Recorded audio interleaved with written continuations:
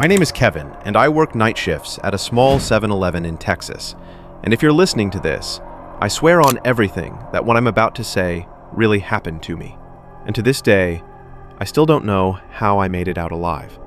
It was a little past 1 a.m. on a Tuesday night. The store was dead quiet. No cars on the road outside, just the buzzing of the fridge and the hum of the lights above me, when the front door opened and this tall man walked in. He didn't grab a basket, didn't look at the aisles, didn't even glance at the shelves. He just stood by the counter and stared at me, his eyes wide and empty, like he hadn't slept in years. And then, in this slow voice, he said, "Run from here. It's mine."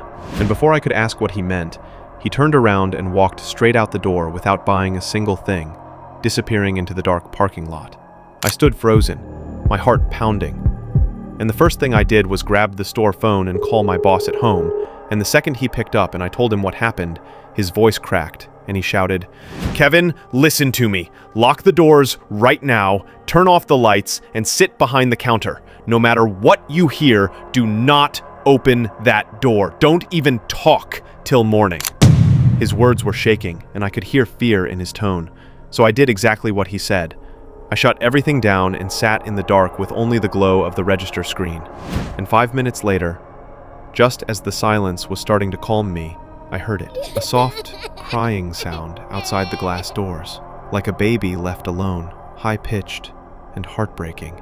And then a small voice whispered, "Please, open. I'm stuck. Help me." And I swear to God, the sound was coming from a baby's voice right outside the shop door. But I remembered what my boss said. So I stayed still, and then the crying stopped, and the voice grew deeper, repeating the same words, but slower. "Open. I am stuck." And it wasn't a baby anymore. It sounded like something trying to trick me, something angry that I wasn't falling for it. The glass rattled like hands were pressing on it from the outside.